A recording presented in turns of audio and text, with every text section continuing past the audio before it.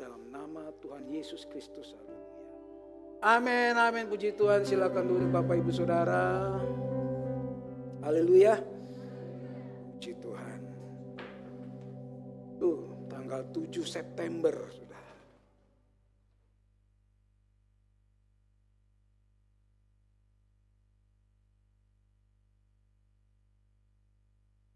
Ya, silakan duduk. Kalau kita ada hari ini bukan karena kuat dan gagah kita, tapi karena kasih Tuhan dalam kehidupan kita. Baik, kita lanjut seri pengajaran tentang eksposisi kitab Roma. Ya, kita sudah menyelesaikan minggu lalu kitab Roma pasal yang kelima. Justification melalui Injil, ya. Kita dibenarkan melalui Injil. Sekarang kita masuk ke Roma pasal 6, ya, tentang sanctification oleh Injil. Bebaskan dari kuasa dosa. Ya. Kalau kita dibenarkan dan dibebaskan dari hukuman yang kekal. Lalu pasal 6 sampai ke 8 kita bicara kita dibebaskan, kita dikuduskan oleh kuasa dosa. Kita dibebaskan, dikuduskan oleh kuasa dosa. Ya, mari kita sama-sama perhatikan. Ya, tema minggu ini adalah the newness of life. Ya, kehidupan yang diperbaharui. Kehidupan yang diperbaharui sehingga kita memiliki kehidupan yang baru. Nah, pembacaan kita untuk di hari ini mulai dari Roma 6 ayat 1 sampai dengan 14, kita baca bergantian. Saya ayat ke-1, Bapak Ibu Saudara ayat selanjutnya. Ya. Baik. Ayat 1, jika demikian, apakah yang hendak kita katakan? Bolehkah kita bertekun dalam dosa supaya semakin bertambah kasih karunia itu? Sekali-sekali tidak. Bukankah kita telah mati bagi dosa? Bagaimanakah kita masih dapat hidup di dalamnya? Atau tidak tahukah kamu bahwa kita semua yang telah dibaptis dalam Kristus telah dibaptis dalam kematiannya? Dengan demikian kita telah dikuburkan bersama-sama dengan Dia oleh baptisan dalam kematian, supaya sama seperti Kristus telah dibangkitkan dari antara orang mati oleh kemuliaan Bapa, demikian juga kita akan hidup dalam hidup yang baru. Sebab jika kita telah menjadi satu dengan apa yang sama dengan kematiannya, kita juga akan menjadi satu dengan apa yang sama dengan kebangkitannya. Karena kita tahu bahwa manusia lama kita telah turut disalibkan supaya tubuh dosa kita hilang kuasanya, agar jangan kita menghambakan diri lagi kepada dosa. Sebab siapa yang telah mati, ia telah bebas dari dosa. Jadi jika kita percaya telah mati dengan Kristus, kita percaya bahwa kita akan hidup juga dengan Dia. Karena kita tahu bahwa Kristus sesudah Ia bangkit dari antara orang mati tidak mati lagi, maut tidak berkuasa lagi atas Dia. Sebab kematiannya adalah kematian terhadap dosa, satu kali dan untuk selama-lamanya, dan kehidupannya adalah kehidupan bagi Allah. Demikianlah hendaknya kamu memandangnya, bahwa kamu telah mati bagi dosa, tetapi kamu hidup bagi Allah dalam Kristus Yesus. Itu hendaklah dosa jangan berkuasa lagi di dalam tubuhmu yang fana, supaya kamu jangan lagi menuruti keinginannya. Dan janganlah kamu menyerahkan anggota-anggota tubuhmu kepada dosa untuk dipakai sebagai senjata kelaliman, tetapi serahkanlah dirimu kepada Allah sebagai orang-orang yang dahulu mati, tetapi yang sekarang hidup. Dan serahkanlah anggota-anggota tubuhmu kepada Allah untuk menjadi senjata-senjata kebenaran. Sebab kamu tidak akan dikuasai lagi oleh dosa, karena kamu tidak berada di bawah hukum Taurat, tetapi di bawah kasih karunia. Puji Tuhan. Ya. Saya pernah nonton satu video anak kecil.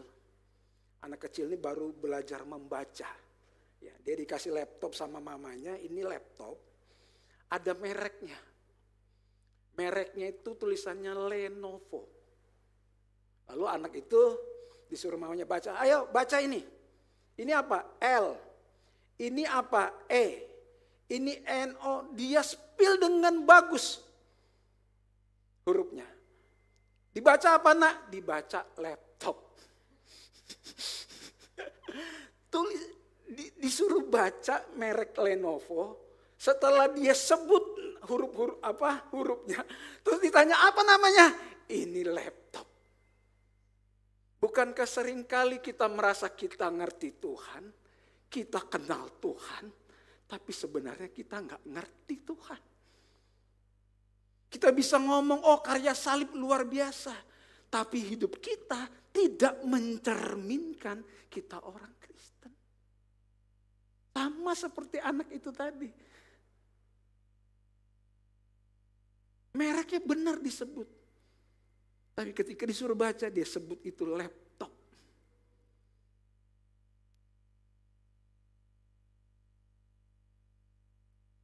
Kalau bahasa kedokteran namanya itu cognitive dissonance. Disonansi kognitif mengacu pada konflik mental ketika perilaku dan kepercayaan seseorang tidak selaras atau sejalan. Kalau orang Jakarta sering ngomong tuh, mukanya lu jauh, iya. Antara omongan dan perilakunya tidak sama. Seringkali kita mengaku kita orang Kristen, kita anak Tuhan, kita takut akan Tuhan, tapi kehidupan kita tidak mencerminkan apa yang kita ucapkan. Itu sebabnya firman Tuhan tidak selalu dan tidak firman Tuhan selalu merubah hati, bukan perilaku. Kalau perilaku kita bisa bersandiwara. Nah, mari kita belajar. Injil bukan hanya ABC, tapi A sampai Z dari kekristenan. Injil bukan hanya doktrin minimum yang diperlukan untuk memasuki kerajaan Allah, tetapi jalan untuk progres di dalam kerajaan Allah. Jadi seringkali kita sudah cukup Injil, kita sudah ngerti, oh Tuhan Yesus menyelamatkan kita pikir cuma sampai di situ, lalu kita belajar yang lain. Kita belajar disiplin, kita belajar karakter, kita belajar hal-hal yang dari dunia.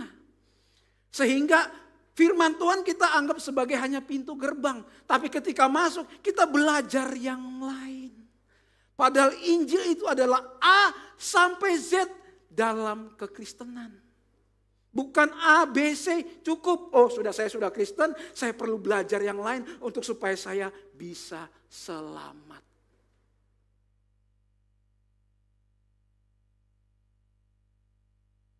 Nah, kita pasal 4 dan 5 kemarin kita bicara, kita dibenarkan, kita dibebaskan dari hukuman dosa.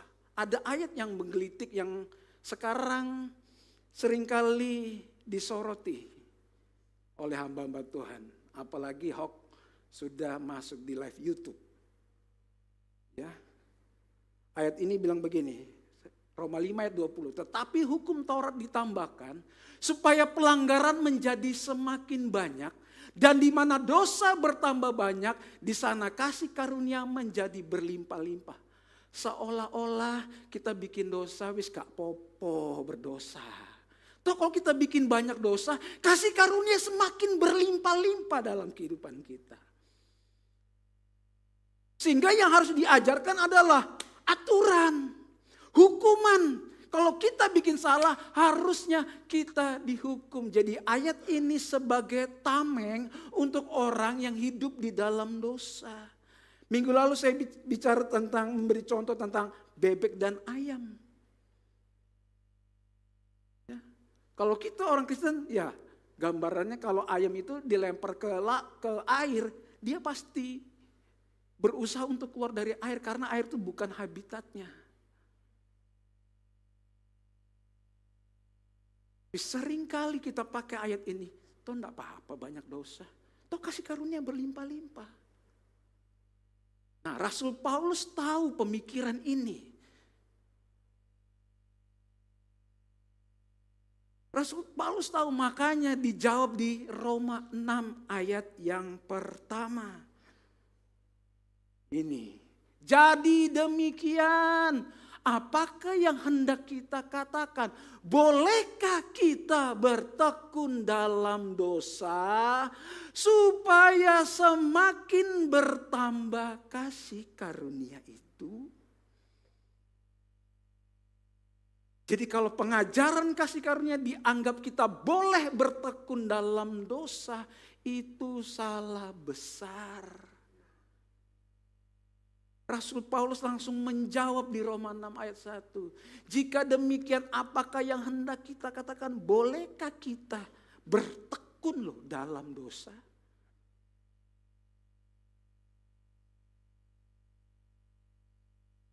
Supaya kasih karunia bertambah-tambah. Enggak apa-apa kok bikin dosa kecil. Kan kasih karunia bertambah-tambah. Berikutnya.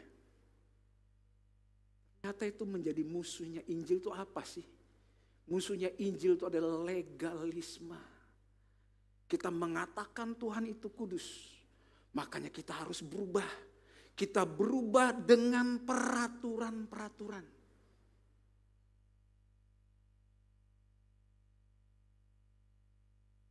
Kita berubah dengan peraturan-peraturan. Kita harus A, kita harus B, kita harus C. Harus dan harus dan harus dan harus. Berubah karena peraturan. Tidak cukup peraturan ditambah dengan iming-iming upah. Kamu diberkati Tuhan, ayo datang ibadah. Rajin memberi. Oh kalau gitu karena aku ingin diberkati, aku mau datang ibadah hari ini. Supaya keluargaku baik, supaya usahaku baik, supaya pekerjaanku baik. Makanya aku datang ibadah, makanya aku memberi, ada iming-iming. Bertobat karena takut dengan hal yang buruk yang akan menimpa kita. Jadi kekristenan kita, kekristenan transaksional. Ini musuhnya firman. Legalisme. Berubah karena peraturan dan iming-iming.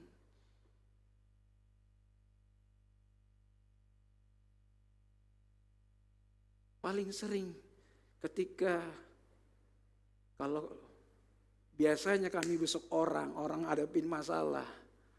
Ya. Belajar untuk tidak, makanya rajin ibadah.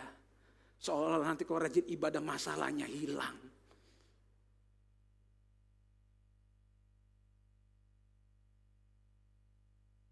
Iming-iming ikut Tuhan, berubah, oh ya aku akan. Apalagi kalau orang sakit, dibesuk. Makanya rajin-rajin ibadah supaya Tuhan sembuhkan. Bisa jadi. Tapi bukan karena iming-iming itu. Musuh berikutnya itu liberal. Tadi bilang Tuhan itu kudus, yang satu bilang Tuhan itu kasih. Udah, kamu gak perlu berubah, Tuhan pasti ngerti kok. Dia kan baik. Nggak apa-apa bikin dosa sedikit, toh Tuhan ngerti. Katanya dia kasih, dia kan nggak menghukum kita. Itu sebabnya kita nggak perlu berubah, nggak apa-apa. Ini pengajaran liberal. Bahkan mulai capek dengan gereja. Lah gereja sama aja, ngapain ke gereja, toh juga teman pelayanan saya bahkan pastornya juga gak benar-benar amat hidupnya, so ngapain kita berubah? Kan Tuhan itu baik. Itu sebabnya kenapa bendera pelangi selalu dikibarkan sekarang. Karena mereka bilang Tuhan itu baik seperti pelangi. Tuhan gak mungkin menghukum orang-orang seperti kami yang mungkin punya perilaku yang menyimpang. Ini pakai bendera pelangi. Tuhan itu baik. So kita gak perlu berubah. Tuhan pasti ngerti kita. Dua aliran ini sekarang merajai gereja Tuhan. Legalisme yang bilang Tuhan itu kudus, banyak peraturan. Yang satu Tuhan itu kasih. Gak mungkin Tuhan marah sama kita. Cincai Tuhan itu sama kita. Secara tidak langsung kita sedang bertekun di dalam dosa yang tidak pernah kita sadari.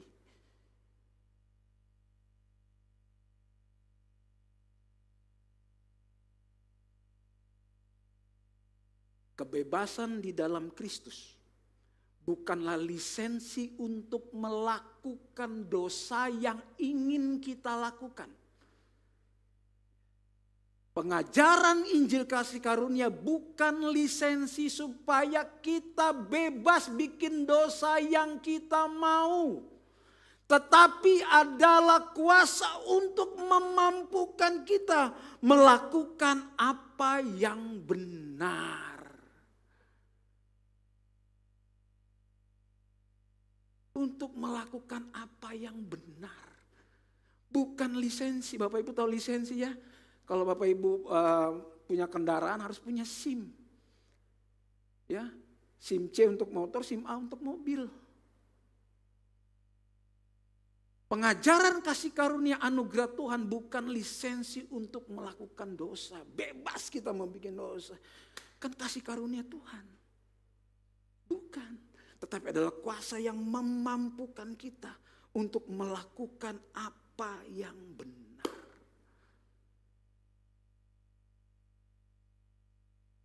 Charles Spurgeon bilang gini, dia seorang teolog reform, dia bilang begini, hidup yang tidak berubah adalah tanda hati yang tidak berubah. Hati yang tidak berubah adalah tanda kehidupan yang tidak pernah diperbaharui. Pernah. Jadi kalau menemukan orang-orang yang tidak berubah masih dengan kehidupan yang lama, itu adalah tanda hatinya tidak pernah berubah. Hatinya benar-benar tidak pernah mengalami Kristus di dalam kehidupannya. Sebabnya, saya sering mendengar ya Pastor Morton bilang, orang yang ketemu Tuhan selalu mengalami perubahan. Apalagi bertahun-tahun ibadah, bertahun-tahun melayani.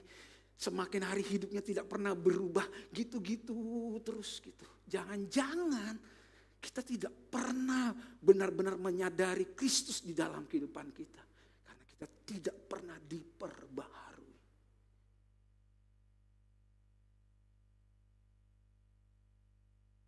Esensi Injil bertentangan dengan gagasan bahwa boleh berdosa karena Tuhan itu pemurah. Ini adalah gagasan setan yang mengerikan. Kita pikir, oh kita hidup dalam dosa, cincailah gak apa-apa. Gagasan ini sangat menyesatkan.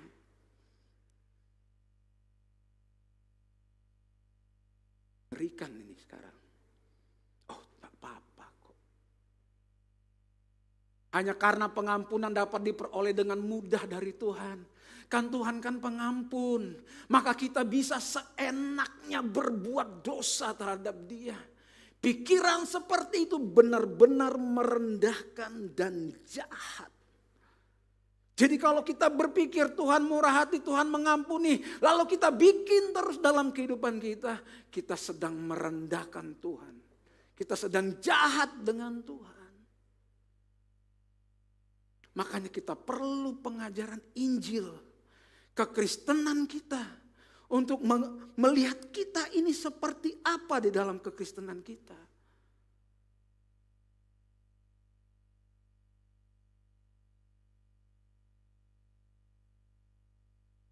Terus ayat kedua, sekali-kali tidak. Bukankah kita telah mati bagi dosa? Bagaimanakah kita masih dapat hidup di dalamnya?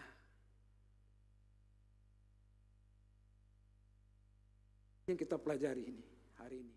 Ini bukan langkah-langkah praktis. Ini adalah kebenaran yang memerdekakan kita. Yang pertama kita perlu belajar ketahui.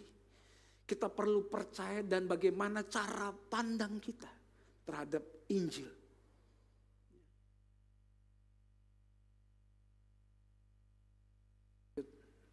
Atau tidak tahukah kamu bahwa kita semua yang telah dibaptis dalam Kristus telah dibaptis dalam kematiannya. Makanya Bapak Ibu yang memutuskan baptis itu kita mati bersama-sama dengan Kristus. Tandanya. Nah, yang menarik sekarang ada satu gereja yang tidak mengakui baptisan selam. Mereka juga baptisan selam, tapi karena bukan dari organisasi mereka, baptisan selam selain gereja mereka dianggap palsu dan perlu diulang. Jadi kalau kita sudah dibaptis di GPDI misalkan, lalu someday mungkin Bapak Ibu pindah ke gereja satu lagi, yang sama baptisannya tapi harus dibaptis ulang. Mereka sebut namanya recalling, dibaptis ulang. Karena menganggap baptisan gereja GPDI nggak benar. Lalu kita ikut baptis ulang, recalling. Itu berarti kita mati 2 kali.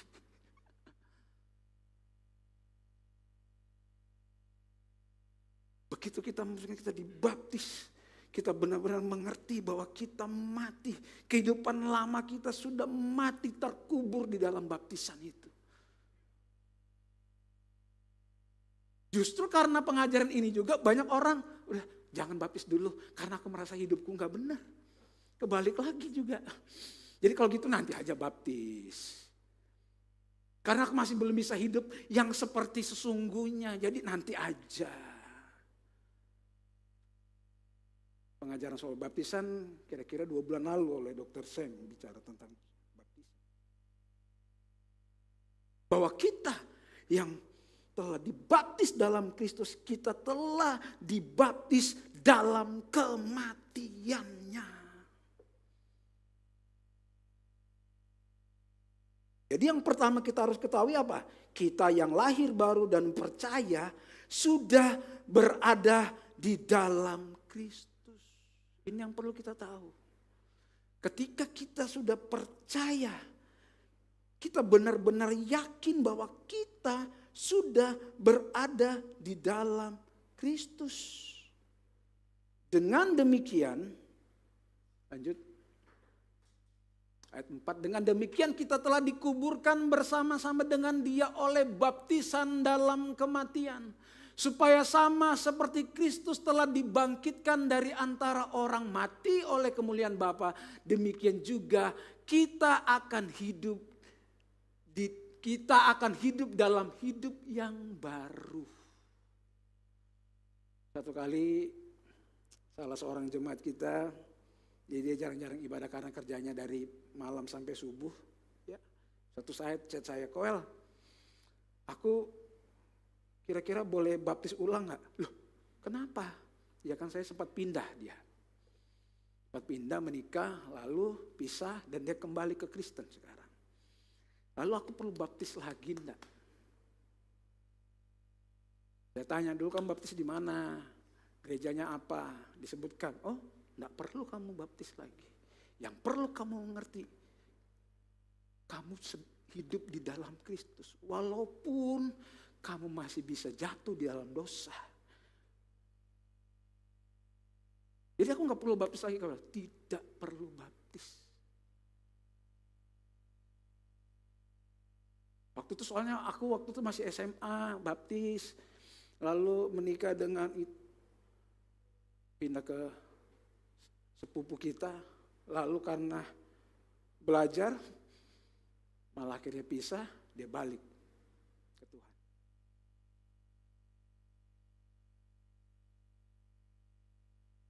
Jadi sekali baptis, ada berulang-ulang, sekali kita percaya Yesus, kita perlu mengetahui, kita perlu percaya yang sungguh-sungguh di dalam Dia. Ketika kita sudah mengerti kita ditebus, tebusan itu tidak bisa hilang-hilang karena perilaku kita. Oh, kita jadi percaya, kita enggak, kita percaya, kita enggak gitu. Berubah-berubah kasih Tuhan dalam kehidupan kita, enggak. Kasih Tuhan selalu tetap dalam kehidupan kita. Ya. Amsal berikutnya. Ayat 11. Seringkali kita seperti ini. Seperti anjing kembali ke muntahnya. Demikianlah orang bebal yang mengulangi kebodohannya.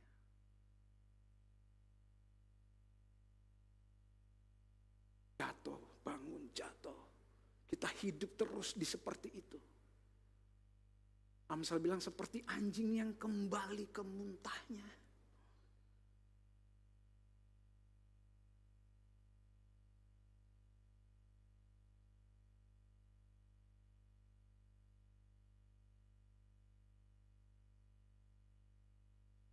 Bapak Ibu kan tahu ya bagaimana karakter saya waktu melayani Tuhan gitu ya sebelum-sebelumnya.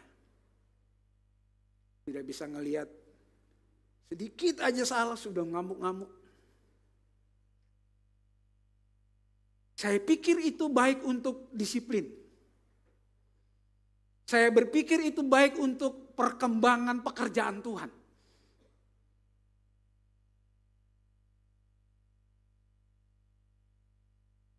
Tapi setelah saya belajar firman,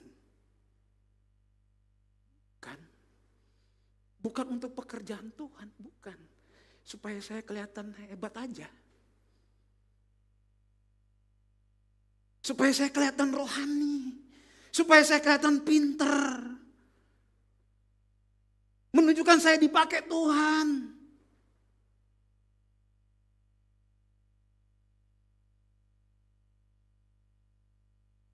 Dipikir kalau kita tidak melakukan dosa yang dosa ini berzina, mencuri, mungkin enggak. Tapi saya lupa ada dosa kesombongan masuk dalam kehidupan saya.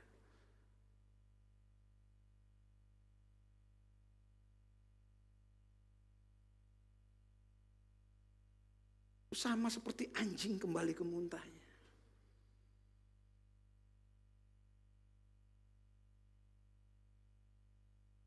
Lanjut. Sebab jika kita telah menjadi satu dengan apa yang sama dengan kematiannya, kita juga akan menjadi satu dengan apa yang sama dengan kebangkitannya.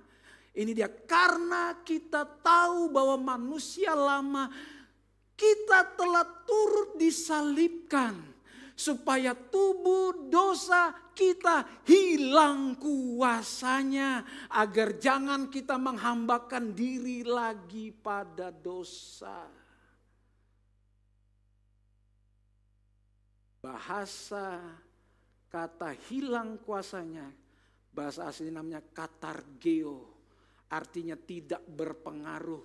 Menyingkirkan dengan tujuan untuk dilenyapkan. Untuk membuat nganggur atau tidak aktif. Bapak Ibu kalau punya di rumah punya lampu tidur, supaya lampunya mati kita cabut. Itu Tuhan mencabut kuasa dosa dalam kehidupan kita. Supaya dosa kita tidak aktif. Ini yang disebut hilang kuasanya. Kuasa dosa hilang bukan karena perbuatan kita, bukan.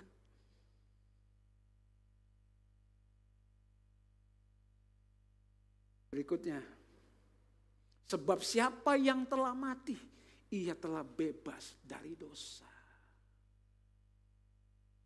Kita masih bisa berdosa Bapak Ibu. Tapi kita tidak hidup di dalamnya. Kita yang lahir baru.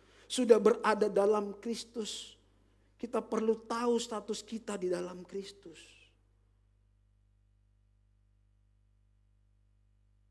Ketahuilah kita yang lahir baru dan percaya sudah berada dalam Kristus. Know your status in Christ.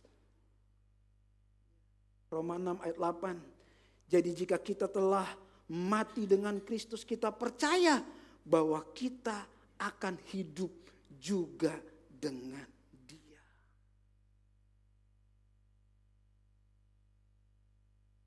Percaya bahwa kemenangan Kristus atas dosa dan maut adalah dasar dari hidup kita yang baru di dalam Dia. Ini kepercayaan kita. Bahwa Kristus sudah menang atas dosa dan maut. Karena Dia sudah menang, kita pun menjadi menang. Bukan karena perbuatan kita, bukan. Tapi karena Yesus yang sudah menang. Ya, lanjut. Karena kita tahu bahwa Kristus sesudah Ia bangkit dari antara orang mati tidak mati lagi. Maut tidak berkuasa lagi atas Dia.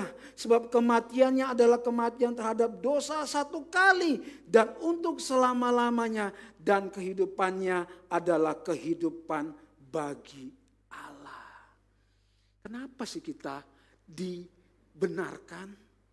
Kita dikuduskan. Supaya kehidupan kita kehidupan bagi Allah. Ya. Keselamatan di dalam Kristus bukan hanya diampuni dari hukuman dosa, tetapi juga dilepaskan dari kuasa dosa dan hidup untuk kemuliaan Tuhan. Kita dibebaskan dari hukuman, kita dibebaskan dari kuasa dosa.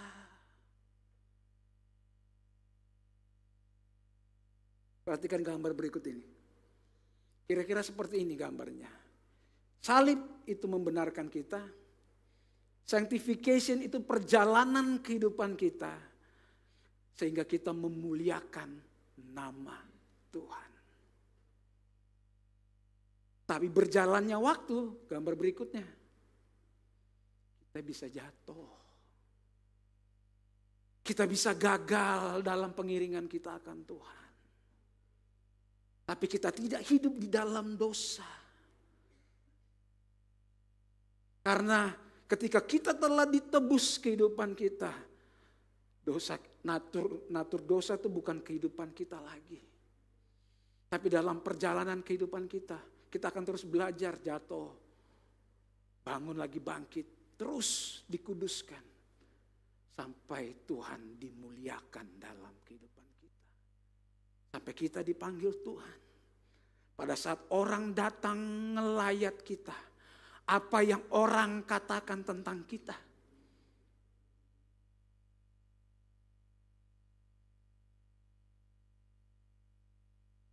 Ada dua ketika orang ngelayat kita. Ada yang memang kapokmu kapan. Saking benceknonya kehidupan orang ini. Ada yang bilang, kenapa engkau dipanggil Tuhan begitu cepat? Engkau orang baik.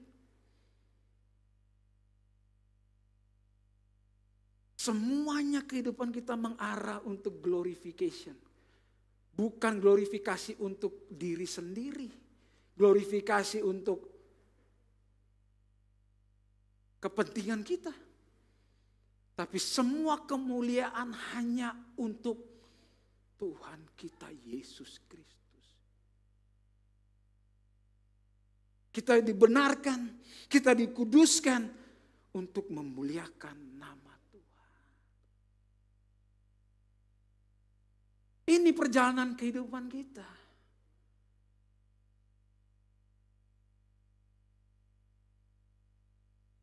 Bukan karena perbuatan kita. Oh, hari-hari ini pengajaran pikul salib susah diterima.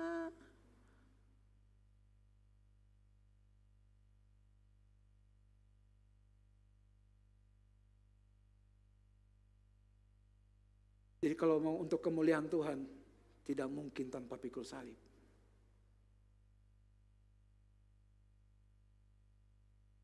Kita berjuang dalam kehidupan kita. Bahkan dosa-dosa yang ada dalam hati kita yang orang tidak pernah tahu. seringkali Tuhan mau hancurkan di dalam kehidupan kita. Ego kita semakin dikikis.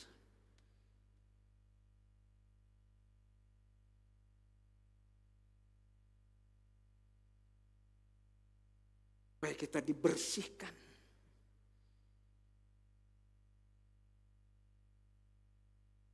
Apalagi hidup dalam rumah tangga. Itu adalah proses yang sesungguhnya untuk besi menajamkan besi. Orang menajamkan sesamanya. Dimulai dari pernikahan.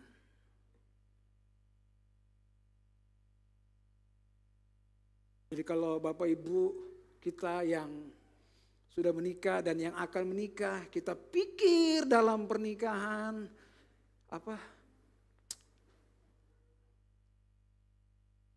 akan selalu happy. Bukan gagasan Tuhan.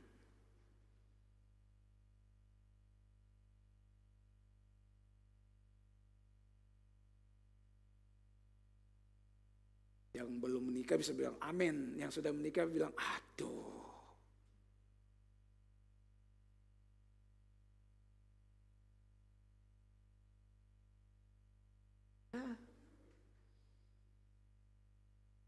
Sudah ketawa-ketawa di belakang sudah. Sudah siap-siap masuk dalam pernikahan sepertinya di belakang itu. Iya. Kau akan diproses di situ.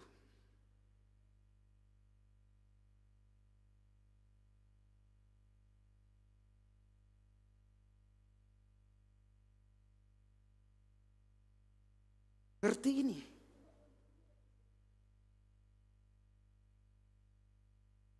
Bagaimana kita bisa belajar dalam kehidupan kita. Bahwa kita manusia orang yang berdosa. Kita dibenarkan. Kita dikuduskan. Berproses dalam kehidupan ini. Pikul salib. Berjalan bersama-sama dengan Tuhan. Sehingga tujuannya untuk memuliakan nama Tuhan. Seorang teolog Henry M. Morris. Memang yang namanya Morris ini kebanyakan jadi hamba Tuhan ya.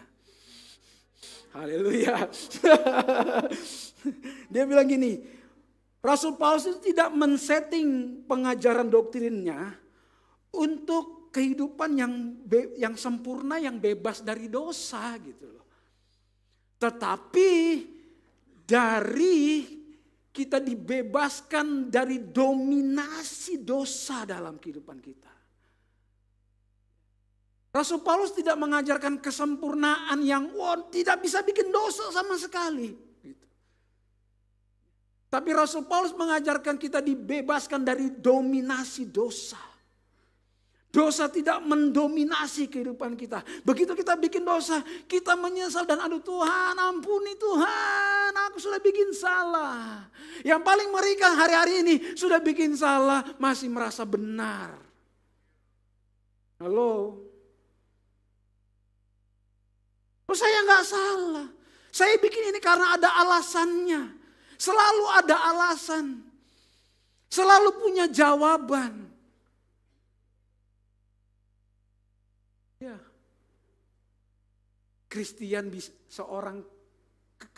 Seorang Kristen bisa berdosa. Tapi hidup dalam dosa bukan karakternya.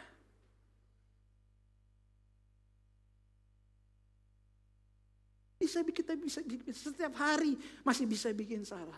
Tapi kita ngerti nggak? Kalau kita ketika bikin salah, kita bikin dosa, kita ingat, aduh, aku salah. Aku udah salah sama suamiku.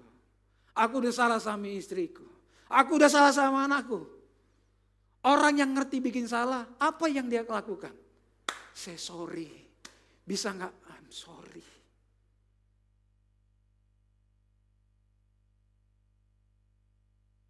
Itu tanda hati yang diubahkan. Ketika bikin salah sama seseorang, berani say maaf.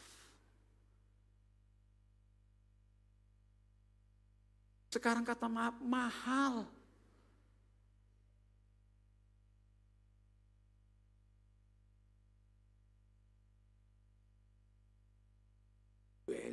mungkin bikin salah.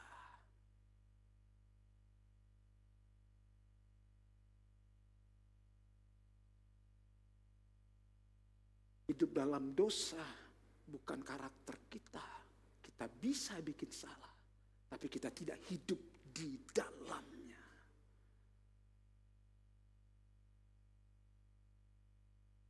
Apa yang mengikat kita hari-hari ini? Penerimaan kah?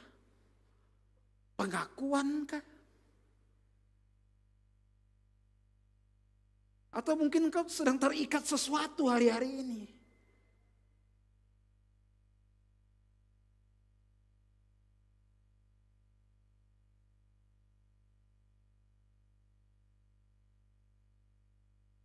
Kita perlu Yesus.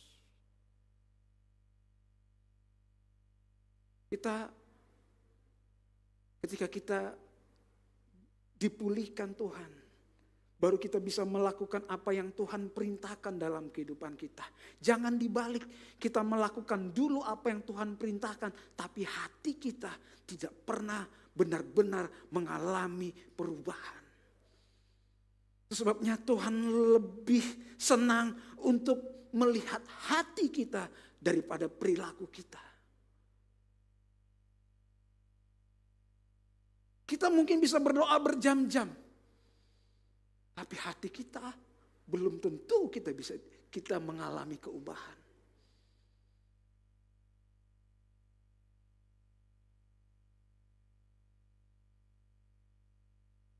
Roma 6 ayat 11, demikian hendaklah kamu memandangnya, bahwa kamu telah mati bagi dosa, tetapi kamu hidup bagi Allah dalam Kristus. Memandang ini, bahasa Inggrisnya consider, bahasa Yunaninya logisomai, artinya menghargakan, menganggap, dan memandang. Memang kita melihat bahwa kita secara manusia, kita orang berdosa. Tapi ketika Yesus atas karyanya di atas kayu salib, bagaimana kita memandang diri kita, kita orang yang ditebus. Kita orang yang dimenangkan. Kita orang yang diterima.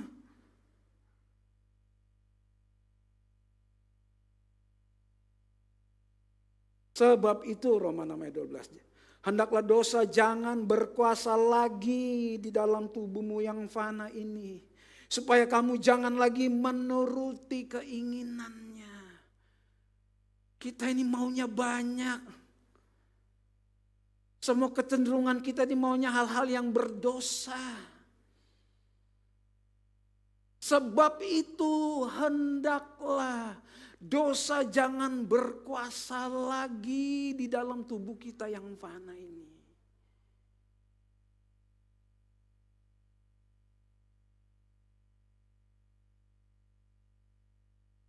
Saudara, Bapak Ibu Saudara, kalau kita mau ngikut maunya kita ini, aduh, semua kecenderungannya berdosa.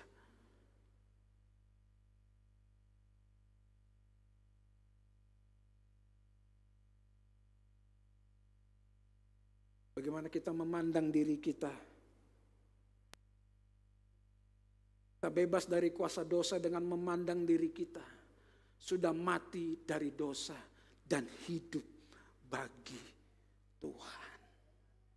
Hidup bagi Tuhan bukan berarti kita perfect, sempurna, tidak ada cacat. Justru dari kesalahan, salah, kita belajar. Dari kesalahan. Kita belajar dari kesalahan. Tidak mengulang kesalahan yang sama terus menerus.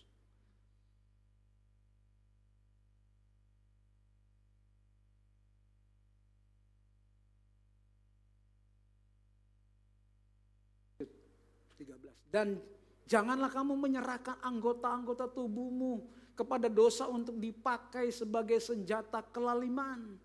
Tetapi serahkanlah dirimu kepada Allah sebagai orang-orang yang dahulu mati, tetapi yang sekarang hidup. Dan serahkanlah anggota-anggota tubuhmu kepada Allah untuk menjadi senjata-senjata kebenaran. Hidup kita dipakai oleh Tuhan Bapak Ibu Saudara, keluar dari tempat ini lebih banyak waktu di luar sana. Di pekerjaanmu, di sekolah, di kampus. Engkau sedang dipakai menjadi senjata-senjata kebenaran. Bukan menjadi orang yang lalim. Engkau berprestasi dengan sekolahmu, dengan pendidikanmu. Engkau berprestasi dengan pekerjaanmu excellent. Gak ada orang yang ngaku sudah ngerti ditebus Tuhan, malas-malasan, kerja serampangan.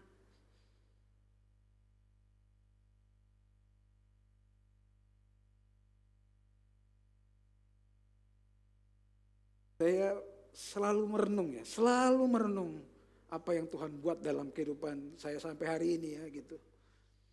Di kos-kosan kami juga itu, karena itu komplek kampus ya, kos-kosan banyak. Beberapa di teman-teman kami itu yang sudah harusnya lulus kuliah belum lulus.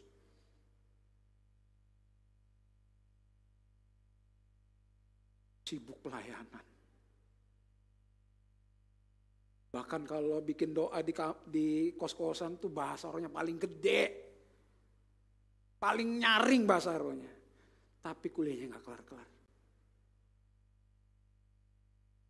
Sudah gak kelar-kelar, otomatis efeknya kemana?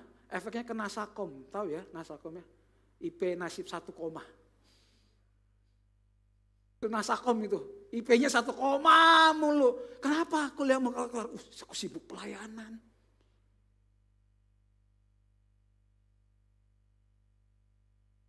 Sibuk persekutuan sana, persekutuan sini. Zaman saya dulu tuh zaman lagi terkenalnya Frankie Sihombing, GMB, jadi sering konser di Surabaya itu. Konser kemana-mana, pokoknya hampir setiap minggu ada konser. Ya gereja ini panggil bikin konser lah, gereja sana panggil bikin konser. Ya, hidupnya di ibadah terus.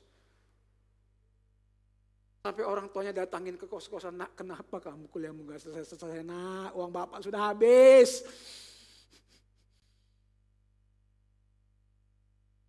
Sibuk pelayanan loh.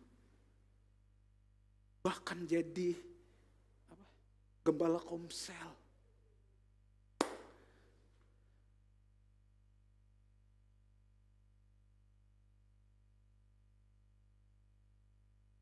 Kita ditebus untuk menjadi senjata-senjata kebenaran.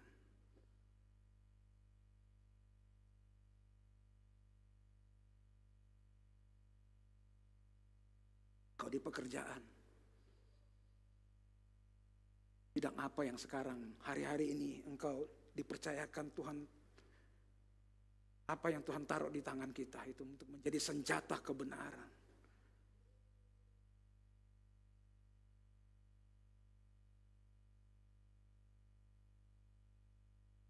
Bukan senjata kelaliman.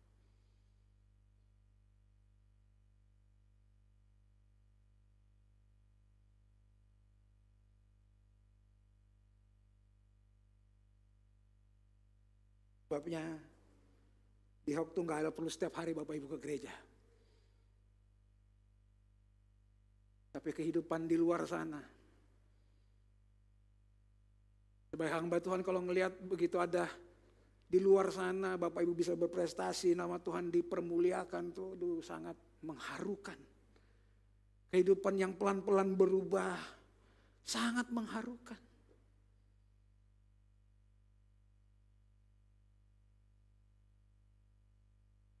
Yesus berdampak di luar sana, bukan di dalam gereja.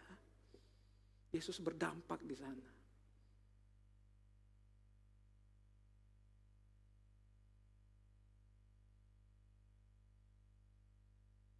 Di kata-kata ini sering dipakai nih. Ternyata saya mempelajarinya, ternyata Martin Luther juga menulis ini. Kita tidak bisa mencegah burung terbang di atas kepala kita. Tetapi kita bisa tidak membiarkannya membangun sarang di rambut kita. Artinya dosa bisa bersarang di rambut kita. Tapi dengan kuasa Roh Kudus yang Tuhan berikan dalam kehidupan kita, kita bisa tidak membiarkannya. Ketika kita sudah ditebus satu kali, itu untuk selama-lamanya. Sama bicara tentang kita dipenuhkan Roh Kudus satu kali. Bukan penuh, nanti Roh Kudus keluar, penuh lagi. Kita jatuh, Roh Kudus pergi, kita berdoa, kita penuh lagi.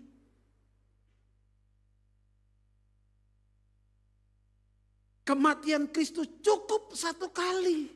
Kita ditebus, sudah.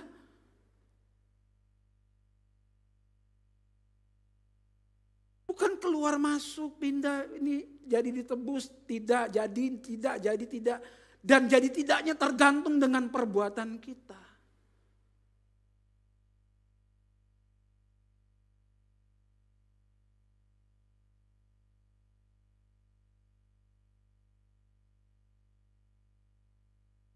Bukan karena perbuatan kita.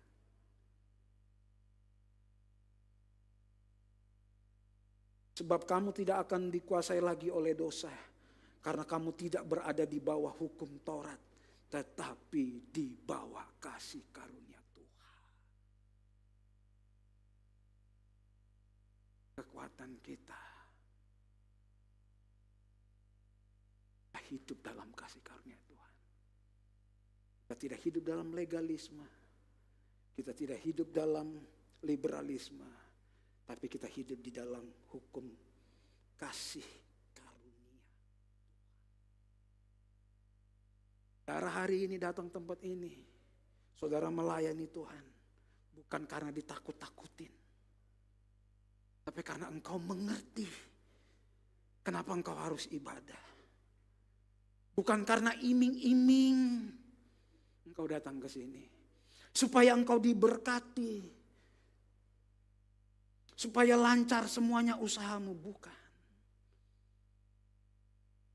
Engkau tidak hidup dalam kuasa dosa karena takut Tuhan marah sama kita. Hari ini Tuhan sedang mengkoreksi setiap hati kita. Pastoral pun bisa gagal. Bisa bikin salah, sama kita di hadapan Tuhan. Apakah kami mempunyai pangkat lebih tinggi? Enggak. Betul Pastor Morten? Sama. Potensi sama, kita salah sama. Tidak ada yang lebih hebat dari Bapak Ibu Saudara. Tidak ada, kita tidak ada yang lebih hebat. Hanya Yesus yang hebat di sini. Tapi kita perlu mengerti Injil dalam kehidupan kita. Kita dikuduskan. Saya undang pemain musik.